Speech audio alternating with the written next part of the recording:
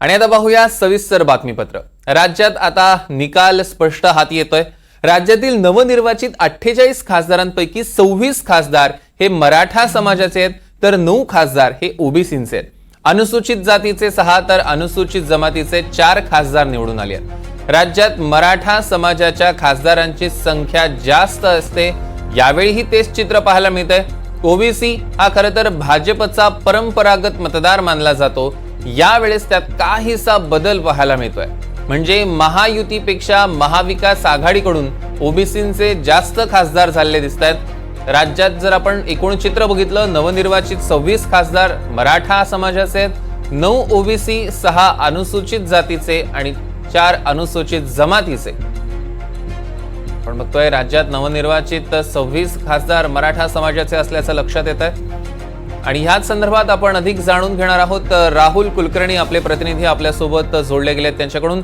राहुल, आपण बघतोय ह्या निवडणुकीपूर्वी एकूणच जे सगळं समाजकारण आणि राजकारण सुरू होतं मराठा विरुद्ध ओबीसी ह्या सगळ्या भोवती, आणि आता त्याचा परिणाम कुठेतरी निकालांवर झालेला बघायला मिळतोय। अनेक खासदारांनी सुद्धा स्पष्ट म्हटलेलं आहे की जरांगे फॅक्टर कामी आलेला आहे। नेमका कोणता फॅक्टर या निवडणुकीत कामी आलेला दिसतो? सौरव, एक गोष्ट स्पष्ट होताना दिसते की भारतीय जनता पार्टीचे जे उमेदवार होते त्या उमेदवारांच्या विरोधामध्ये मराठा समाजाचा रोष होता, आणि त्यामुळं मराठा समाजानं भारतीय जनता पार्टीच्या उमेदवारांना मतं दिली नाहीत। 2 उदाहरण।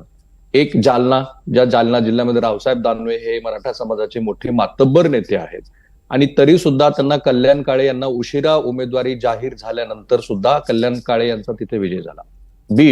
बीडमध्ये पंकजा मुंडे ह्या ओबीसी समाजाच्या नेत्या आहेत, परंतु बजरंग सोनावणे यांचा जो विजय झाला तो मराठा समाजाच्या मतावरती झाला, हे स्पष्टपणे दिसतंय। म्हणजे भारतीय जनता पार्टीनं जिथे उमेदवार उभे केले होते त्या उमेदवारांना मराठा समाजाच्या मतदारांच्या रोषाला सामोरे जावं लागलं।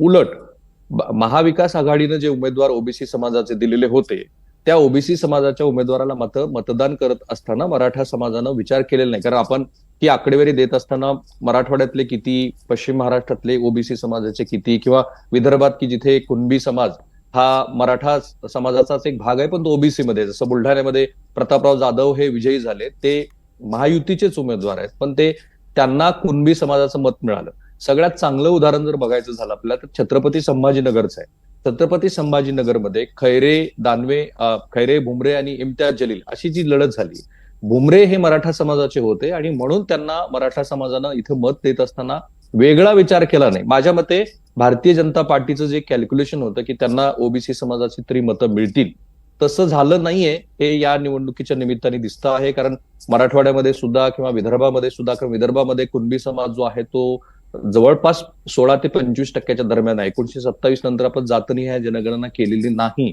त्यामुळे आपल्याला हे सांगता येत नाही की ओबीसी समाजातला जो मराठा समाज आहे, ज्याला कुणबी आपण म्हणतो, तो किती आहे। परंतु विदर्भामध्ये सुद्धा भारतीय जनता पार्टीला जे कुणबी समाजाचं पाठबळ मिळायला हवं होतं ते मिळालेलं नाहीये। नागपूरमध्ये सुद्धा नितीन गडकरी यांच्या विरोधातल्या उमेदवाराला किती मतं मिळाली ते आपण बघतो।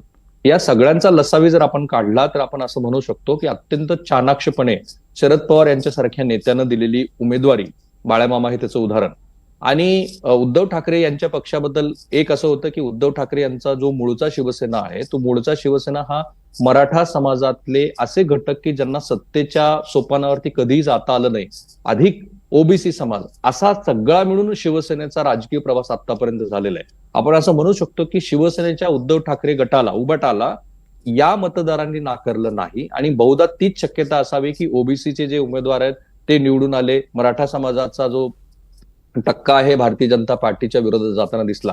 आता पहिली आपली जी हेडलाईन होती की विधानसभा निवडणुका ह्या जवळ आलेल्या आहेत आणि येणाऱ्या विधानसभा निवडणुकीमध्ये याचे पडसाद उमटतील। माझ्या मते देवेंद्र फडणवीस यांनी ज्या पद्धतीनं काल आपण राजीनामा देतो आहोत त्याचं सुतोवाच केलं, त्यातला एक मुद्दा त्यांनी हे सांगितलं की मराठवाड्यासारख्या भागामध्ये मतदान हे पोलराईज झालं। याचा अर्थ की असा की मराठवाड्यामध्ये मराठा विरुद्ध इतर समाज आणि स्पेशली ओबीसी समाज, त्याचं रिफ्लेक्शन फक्त मराठवाड्यातच आलं असं नाही, तर ते पश्चिम महाराष्ट्रातल्या 2-3 मतदारसंघामध्ये पण ते आलं। याची पुरेपूर जाणीव भारतीय जनता पार्टीला झालेली आहे की त्यांच्या विरोधामध्ये एक विशिष्ट समाजाची मतं जात आहेत।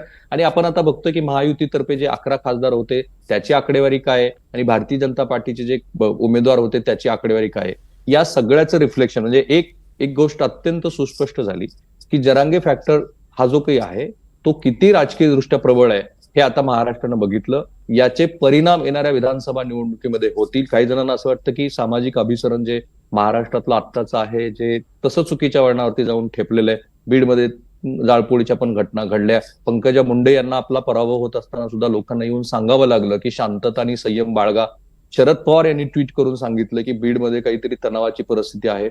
तर एक शक्यता ही पण आहे की सामाजिक अभिसरण जे येणाऱ्या विधानसभा निवडणुकीपर्यंत होईल ते आणि आणखी विधानसभा निवडणूक येईपर्यंत ते वेगळ्या पातळीवरती जाऊ शकतं आणि विशिष्ट समाजाचा जो काही राजकीय अस्तित्वाचा भाग आहे तो सुद्धा आहे आणि त्या समाजानं महायुतीला स्वीकारले, त्यांच्या उमेदवारांना सुद्धा स्वीकारले, हे आपण बघू शकतो. निश्चितच राहुल, या संदर्भातले अधिकचे अपडेट्स आम्ही तुमच्याकडून घेणार आहोत. तुर्तास धन्यवाद.